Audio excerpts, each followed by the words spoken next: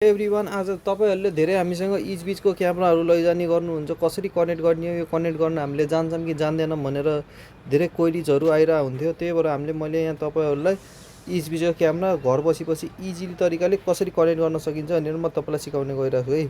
यहाँनिर तपाईँको इचबिच एप हुन्छ, इचबिच एप मजाले डाउनलोड गर्ने। त्यसपछि मैले यो चाहिँ गुगलसँग लगइन गरिसकेको छु है। गुगलसँग लगइन गरे पनि भयो, फेसबुकसँग लगइन गरे पनि भयो, तपाईँको इच्छा हो। मैले चाहिँ यहाँ गुगलसँग लगइन गरेँ। गुगलसँग लगइन गरेपछि यहाँ प्लस साइन आउँछ, एउटा प्लस साइन आएपछि मैले प्लस साइनमा थिचेँ। प्लस यहाँ माथि सुरुमा क्यामेरा भनेर आयो, क्यामेरामा थिचेपछि मैले यहाँ क्युआर माग्छ है। यो क्युआर ठ्याक्क क्यामेराको पछाडि हुन्छ हजुरहरूको। यो क्युआर पछाडि लिएपछि मैले यहाँ क्युआर स्क्यान गरेपछि एकैछिन 10 सेकेन्डसम्म यो टाइम लिन्छ, 10-15 सेकेन्ड यसले टाइम लिन्छ। 10-15 सेकेन्ड टाइम लिएपछि यो डिभाइस इज पावर अन भनेर आउँछ। यसमा मैले थिचेर नेक्स्ट गरिदिएँ, यसलाई सेटअप गरेँ।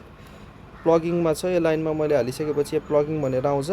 यो क्यामेरामा चाहिँ हजुरको निलो बत्ती बल्न पऱ्यो है। निलो बत्ती बल्यो होइन, रातो बल्यो होइन, यो क्यामेरा रिसेट गरेर अनि बल्ल प्रोसेस अगाडि चाल्नु होला है। यो निलो बत्ती बलेछ मेरोमा चाहिँ। मैले नेक्स्ट गरेँ। नेक्स्ट गरेपछि मेरो नेटको नाम आयो र नेटको पासवर्ड हालेँ मैले। नेटको नाम यही सबै आउँछ हजुरहरूको टक्क नेटको। त्यसपछि मैले पासवर्ड हालेँ, नेक्स्ट गरेँ। नेक्स्ट गरेपछि एकैछिन टाइम लिन्छ अनि यो कनेक्ट हुन्छ। लगभग 10-15 सेकेन्ड यसले टाइम लिने भयो।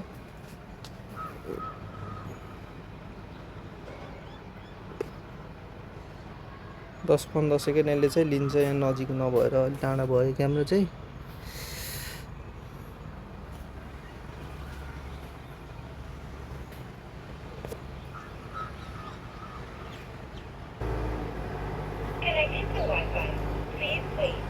अनि यो 10 सेकेन्ड टाइम लिएपछि यसले ठ्याक्लक्क यो त्यस कनेक्ट भन्यो। अनि त्यसपछि वाइफाई कनेक्ट भनेपछि त्यहाँनिर अब तपाईँले यहाँ एउटा सिलेक्ट गर्नुपर्ने हुन्छ। मैले अफिस भनेर सिलेक्ट गरेँ, यसलाई नेक्स्ट गरिदिएँ। नेक्स्ट गरेपछि यो क्यामेरा चाहिँ कनेक्ट भयो, मजाले कनेक्ट भएर अब मजाले हेर्न सकिन्छ। यो चाहिँ यसको चाहिँ म अब सबै फिचरहरू तपाईँहरूलाई भन्न गइरहेको छु है। कहाँनिर के छ भन्ने कुरा म तपाईँलाई सिकाउँछु है। अब योनिर तपाईँको यो चाहिँ तपाईँको पाउज गर्न मिल्यो, त्यसपछि यो अन अफ गर्न मिल्छ है। यसले चाहिँ यो चाहिँ त्यसपछि भोल्युमको भयो। यो ठ्याक्लको भोल्युम अफ गर्नुभयो भने रेकर्डिङमा नि भोल्युम अफ हुन्छ, नर्मल्ली नि भोल्युम अफ हुन्छ।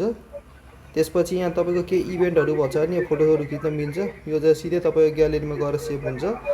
अनि तपाईँले मेमोरी हाल्नु भएन नि रेकर्ड गर्नलाई डाइरेक्ट रेकर्ड गर्न मिल्यो। यो चाहिँ 360 घुमाउन मिल्छ। यसले चाहिँ मजाले 360 घुम्ने भयो। यसले चाहिँ पिक्चर क्वालिटी पनि एकदमै बवाल आउँछ। यसले चाहिँ यो 360 घुम्ने भयो। त्यसपछि यो पिक्चर क्वालिटीहरू पनि एकदमै राम्रो आउँछ।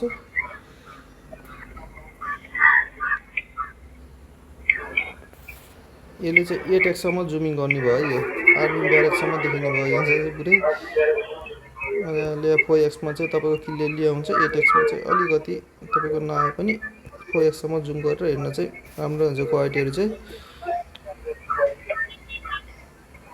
त्यसपछि यहाँ माइक छ। यो हजुर देश बाहिर अरू देशमा हुनुहुन्छ नत्र भने तपाईँ चाहिँ अब घर बाहिर हुनुहुन्छ भने यहाँ 2 वे टक सिस्टम छ है। मजाले यहाँ माइक अन गर्ने, हेलो हेलो क्यामेरामा आफै रहेको त्यहाँ गएर सुनिन्छ। यसरी बोलेर ठक्लक्क धेरै जो देश बाहिर विदेशहरू हुनुहुन्छ भने चाहिँ उहाँहरूले के गर्नुहुन्छ भने यो क्यामेराहरू चाहिँ तपाईँको आफ्नो हल रुममा नत्र किचन रुमहरूमा हालिदिनुहुन्छ।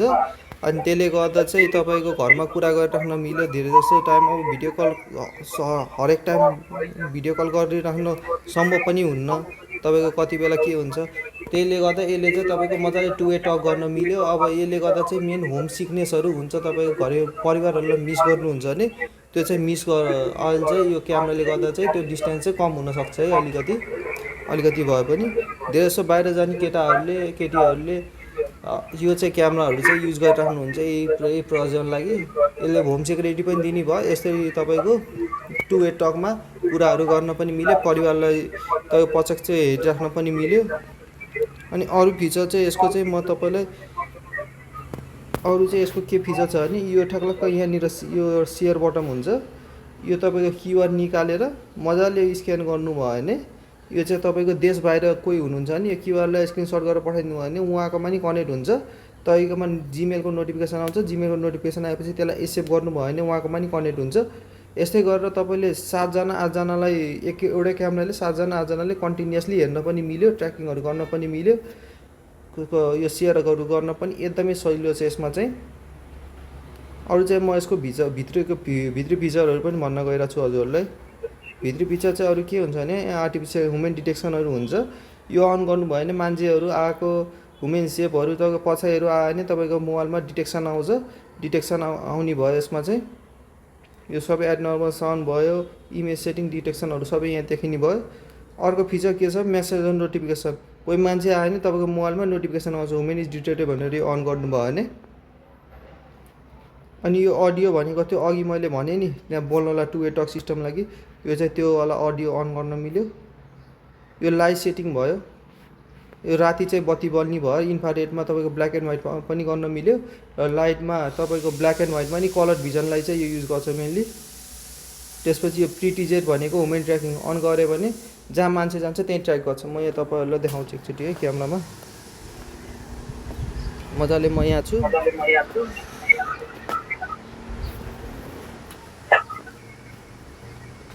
ट्र्याकिङ अन छ,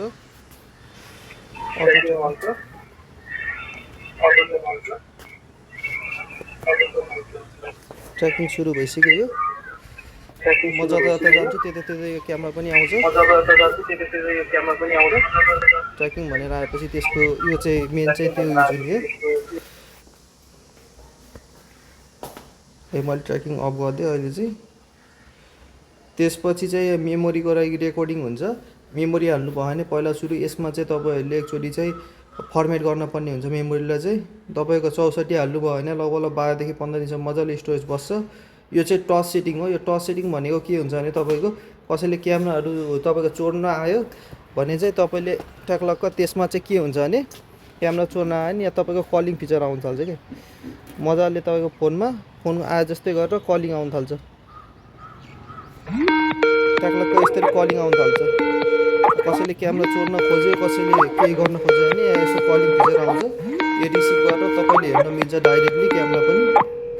त्यो मैले अहिले काटिदिइहालेँ। प्राइभेट सेटिङमा केही छैन। कुनै बेला क्यामेरा तपाईँको अहिले प्राइभेट बेलामा कुनै बेलामा अफ गर्न पऱ्यो भने यहीँबाट अफ गर्न मिल्छ।